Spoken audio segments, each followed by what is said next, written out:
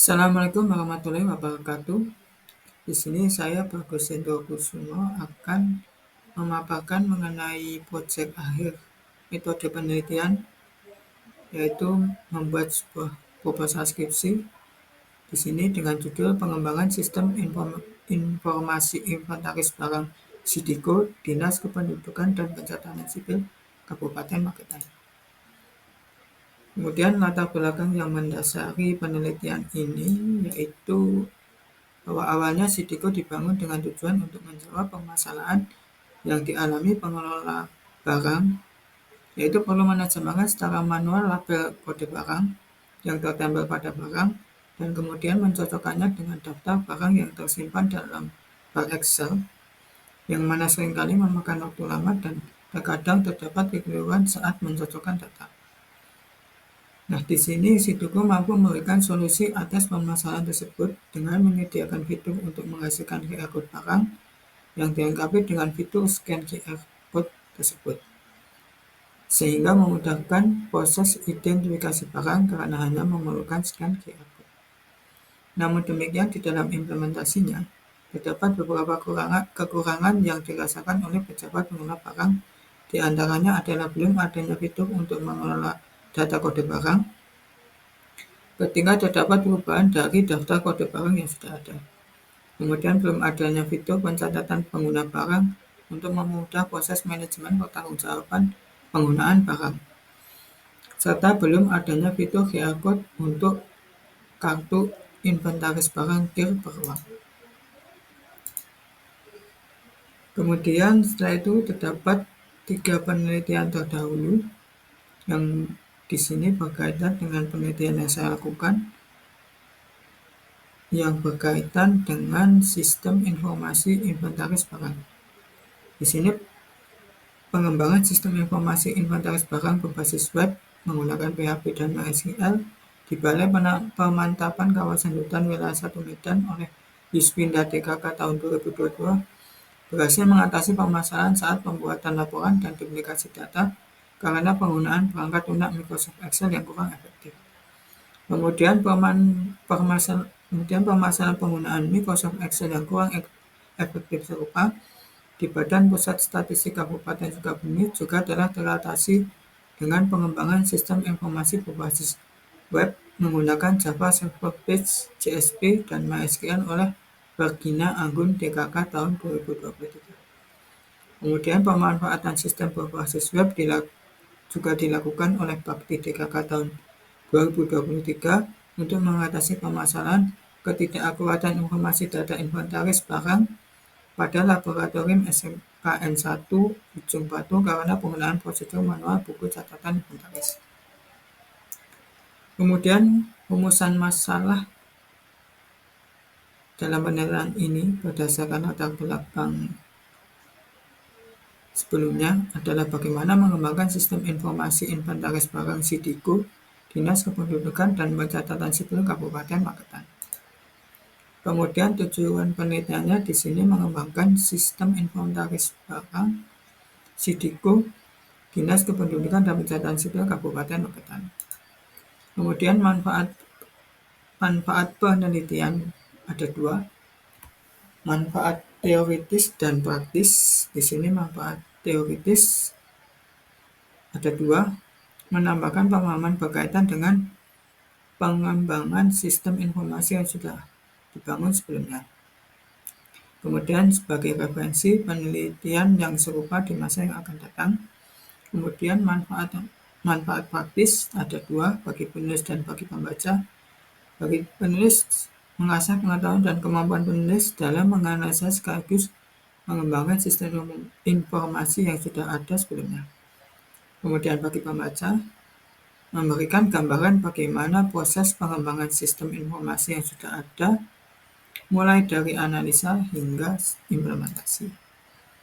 Kemudian di sini ada beberapa batasan masalah untuk memfokuskan penelitian, yaitu sistem informasi yang akan dikembangkan adalah Sidiko, Dinas Kependudukan dan Pencatatan Sipil Kabupaten Magetan. Kemudian fitur yang akan dikembangkan di antaranya pengelolaan data kode barang, pencatatan pengguna barang, serta QR code tir beruang. Kemudian ketiga, pengembangan aplikasi mobile mengikuti implementasi awal menggunakan mobile framework Flutter dengan basis bahasa pemrograman Dart. Kemudian aplikasi Sindigo berjalan pada OS Android.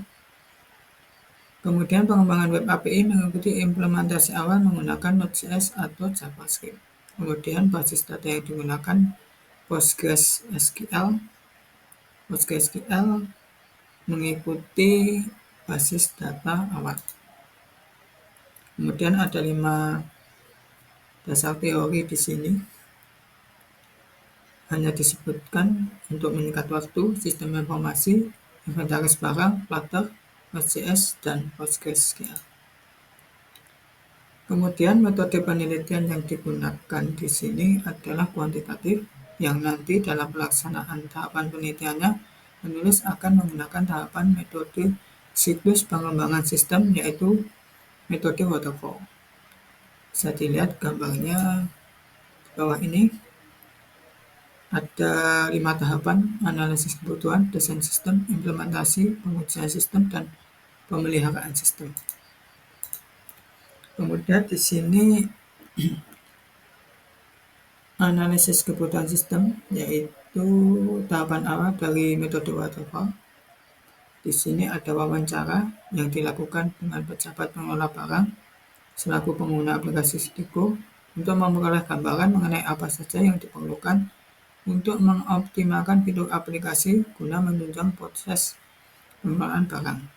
Kemudian setelah wawancara, dilakukan observasi dengan memperhatikan bagaimana proses bisnis pencatatan pengguna barang secara manual dan pembuatan kartu inventaris barang. Observasi bertujuan untuk memperoleh data yang diperlukan untuk mengembangkan fitur. Kemudian ketiga, ada studi literatur untuk memperoleh referensi dari penelitian sebelumnya sebagai pendukung dalam melaksanakan penelitian.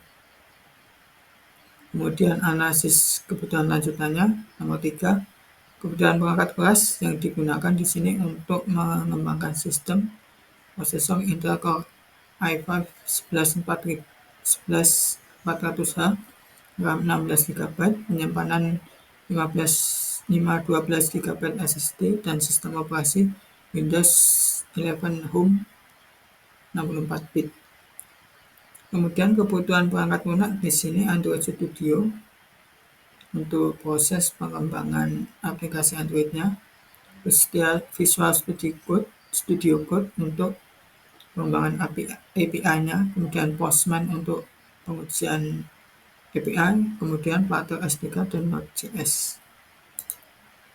Kemudian kebutuhan fungsional yang harus dipenuhi fitur, yaitu fitur baru mampu menambahkan mengubah data kode barang. Fitur baru mampu menambahkan data pengguna barang. Fitur baru mampu mengupdate selesai penggunaan barang oleh pegawai. Fitur baru mampu menghasilkan QR Code untuk kartu inventaris keuangan. Kemudian fitur baru mampu men-scan QR Code kartu inventaris uang yang telah dihasilkan. Kemudian selanjutnya tahapan desain sistem. Nah, di sini ada diagram use case, yaitu ada 2 pengguna, pengelola barang dan non pengelola barang. Jadi nanti pengelola barang sebelum bisa mengelola kode barang, mengelola data pengguna barang, menghasilkan QR code clear dan scan QR code barang, itu perlu login terlebih dahulu. Kemudian jika penggunanya non pengelola barang, di sini dia harus login dulu dan kemudian baru bisa melakukan scan. Di sini hanya use case dalam pengembangan aplikasi Sindigo saja yang ditampilkan, jadi tidak use case secara keseluruhan. Kemudian selanjutnya desain flow map untuk mengelola data kode barang seperti gambar di samping, yaitu prosesnya mulai dari mengentry data kode barang, validasi input oleh sistem, terus menyimpan data kode barang jika sudah valid, kemudian menampilkan data terbaru. Kemudian alur yang serupa untuk data pengguna barang, yaitu mengedit data pengguna barang, validasi input, dan jika sudah valid, maka akan disimpan ke dalam database dan akan ditampilkan. Kemudian untuk desain flow map generate QR code care, pertama pengelola barang perlu menginputkan data ruang dinas, kemudian sistem akan memfilter berdasarkan ruang dinas, kemudian setelah itu menghasilkan data barang per ruang, kemudian menghasilkan QR code barang, dan kemudian pengelola barang akan mendapatkan QR code barang dalam file PDF. Kemudian proses scan QR code, pengguna harus membuka dulu menu scan QR code care, kemudian mengarahkan kamera ke QR code. Setelah itu, sistem akan memproses untuk mengambil data barang per ruang. Setelah itu akan dikembalikan hasilnya ke user. Mungkin itu presentasi dari saya. Kurang lebihnya mohon maaf. Wassalamualaikum warahmatullahi wabarakatuh.